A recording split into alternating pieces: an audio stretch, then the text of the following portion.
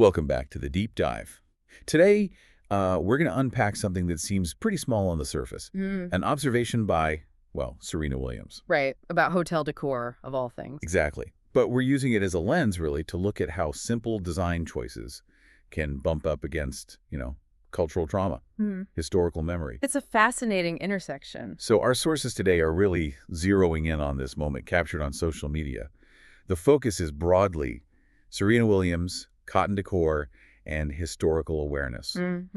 And our mission for this deep dive is pretty clear. We want to get past just looking at a vase of cotton. We want to understand how something that looks so innocuous Can suddenly bring up centuries of really painful history. yeah, and spark this huge conversation basically worldwide. This isn't just about, interior design fads. Not at all. It's about the silent messages objects send. So picture this for you listening. Imagine walking into a really polished hotel, maybe high-end, maybe historic, looks amazing. Luxurious, yeah. Soft lighting, everything just so. But then maybe down the hallway, you spot something. Yeah. And it just makes you stop.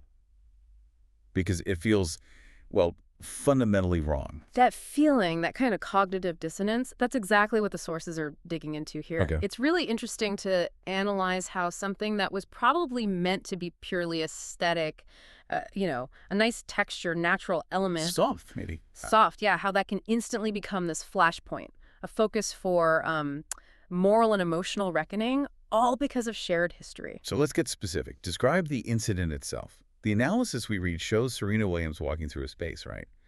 And she notices this vase. Holding raw cotton plants, decorative ones. And she didn't, tear down the hotel or anything. She just offered this really honest, immediate, personal reaction. She asked that question. Yeah. How do we feel about cotton as decoration? Personally, for me, it doesn't feel great. Just direct. So powerful in its simplicity.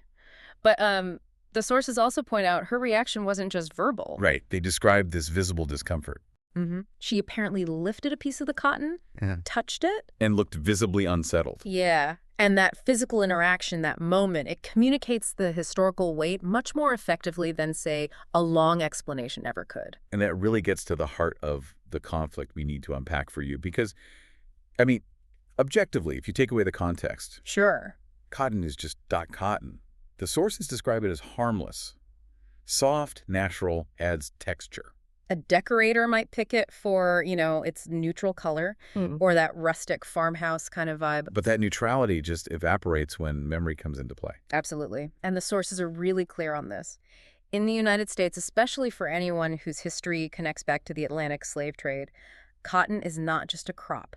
It can't be. The symbol, a really potent one. Undeniable. It's tangled up with centuries of forced labor, brutal exploitation, just immense suffering. It's literally, as the sources say, stitched into the fabric of the nation's history. So when you take a material loaded with that kind of symbolic weight and just casually use it as a backdrop in a luxury setting, like it's just aesthetic filler. Some analysts call that visual trauma. Precisely. And it shifts the whole conversation. It's not about taste anymore, is it? It's about morality. Her discomfort wasn't just, oh, I don't like this look. No, it was a moral and emotional jolt.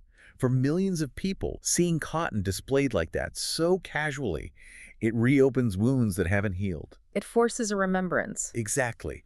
A remembrance that the space itself seems to be trying to, ignore. Or maybe even erase by framing the material as just pretty benign. That raises a big question the sources touch on. How much responsibility does a business like a hotel have? To recognize the history embedded in its materials. Yeah. When is something just raw goods and when is it a historical marker that demands, some acknowledgement? It's tricky. But for many, using cotton decor so casually feels less like an oversight and more like an attempt to aesthetically sanitize a really painful past. And that difference, sanitizing history versus just liking the texture, that's where the whole thing just blew up, right? Totally. Yeah. Because when someone like Serena Williams, with her platform and influence, stops and voices that feeling, that private moment of discomfort suddenly isn't private anymore. Nope. It's instantly public. It goes from maybe an awkward design choice to a full-blown global debate. Okay, so let's talk about that reaction, the scale of it, because the deep dive shows it wasn't simple.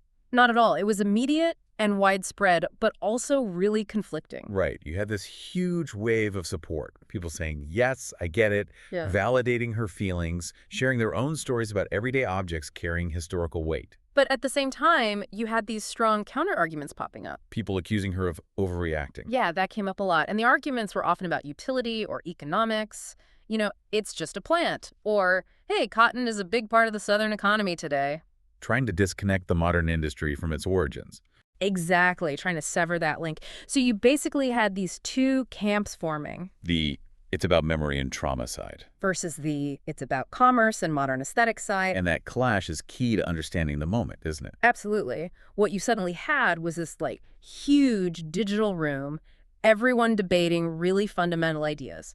Sensitivity, memory, responsibility. All kicked off by one vase of cotton. It just shows the symbolic power that material still holds clearly hasn't faded. Well, let's try to understand the hotel's angle for a second. Yeah. The sources kind of frame this as, what was it, aesthetic deafness? Yeah, something like that. Did they intend to offend?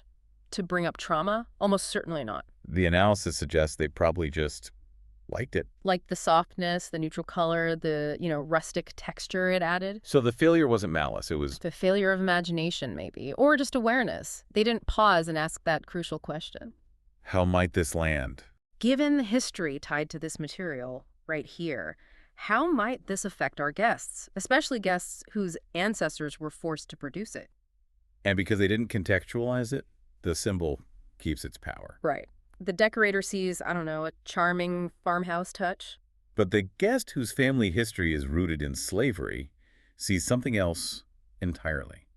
A painful, unwelcome reminder of their ancestors' suffering. And this really underscores the role of someone like Serena or anyone with a big platform in these situations. How so? Well, the sources point out lots of everyday guests might see that cotton, feel uneasy. But maybe they don't say anything. Yeah. Lack the platform or the confidence. Exactly. So when Serena Williams speaks up, voices that discomfort, she effectively, this is a phrase from the source, turned on the lights. For everyone else who maybe missed the symbolism or felt that unease but couldn't quite place it. Yeah.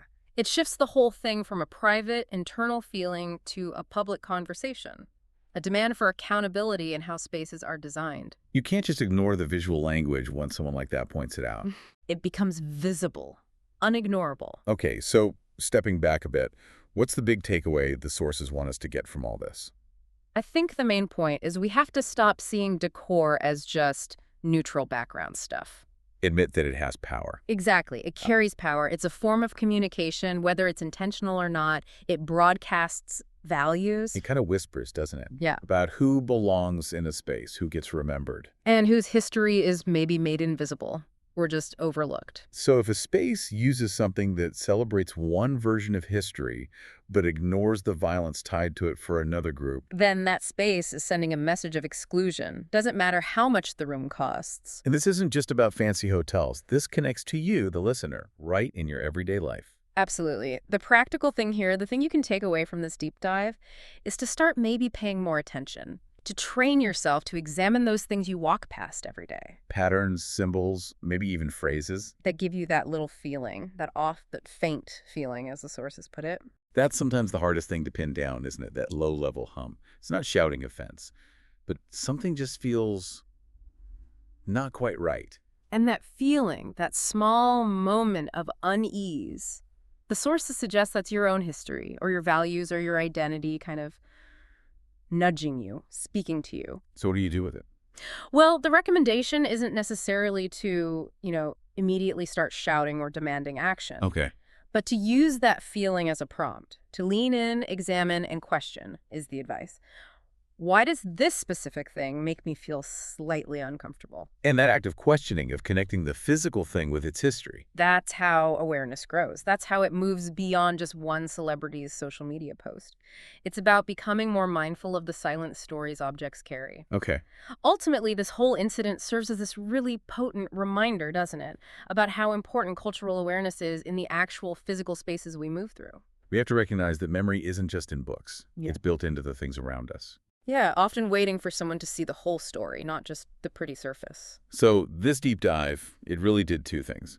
First, it showed why a seemingly simple design choice can bring up centuries of trauma.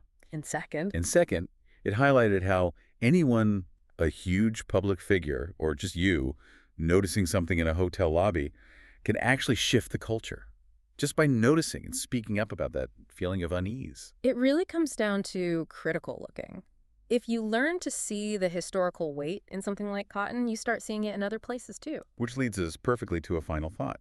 Something for you, the listener, to take away and think about building on what we've discussed from the sources. Okay. If we accept that decorative cotton can hold centuries of meaning, what other everyday objects might we be using right now, completely unquestioningly, that also carry these invisible, powerful, maybe even painful histories? Think about stuff you use every day. I don't know, the spices in your kitchen, the metals in your phone, maybe patterns on fabric. Things we take totally for granted. Exactly. So the question is, how do we start turning those items, which seem so benign right now, into similar questions? Questions about our own surroundings, about the histories embedded in them, and maybe even the supply chains that bring them to us. How do we start seeing those stories too?